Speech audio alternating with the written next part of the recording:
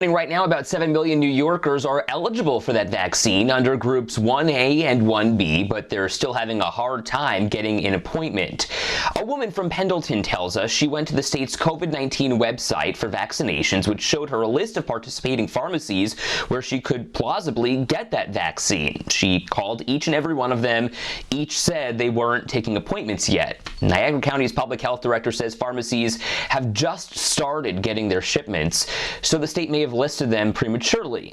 It's also recommended that you register for a vaccination appointment early so you can be notified when the sites are ready. So how do you go about doing that, and how long do you actually have to wait? Yeah, a lot of questions here from a lot of people. So 7 Eyewitness News is your vaccination station working to get those questions answered. New this morning, Taylor Epps takes us step by step through the process.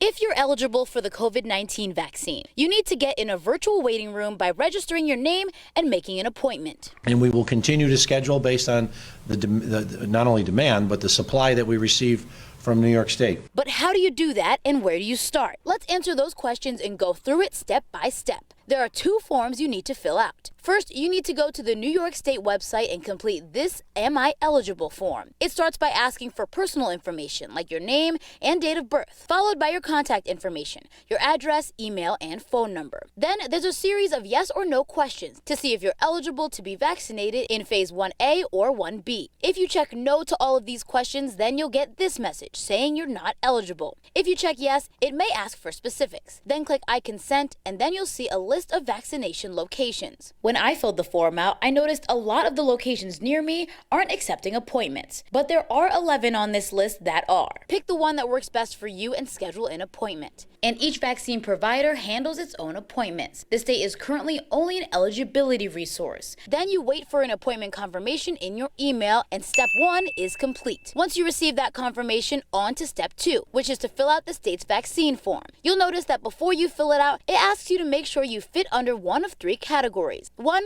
you're 65 or older. 2, you're an essential worker in healthcare, childcare, education, or public transit. Or 3, you're filling out the form on behalf of someone in a nursing home or hospital. Then it's time to enter your information again. Name, date of birth, zip code, and county. Then some more personal questions about your race and ethnicity. Next, you'll find the same yes or no questions from the eligibility form, asking about your employment or living situation. Then you select the date of your appointment, which you can find in your confirmation email. Then one last click, and when you're all done, you should see this page. This is what you need to bring with you to your appointment. Bring some ID to make sure that we can validate who you are, and also bring documentation from your employment that you are eligible. And then you should be all clear to get your vaccine. But before you leave, make sure to make another appointment for your second dose. And because of a low supply of vaccines, Erie County Executive Mark Poloncarz says there is a chance that your appointment could get canceled. But he says they're doing whatever they can to secure more doses so that that doesn't happen.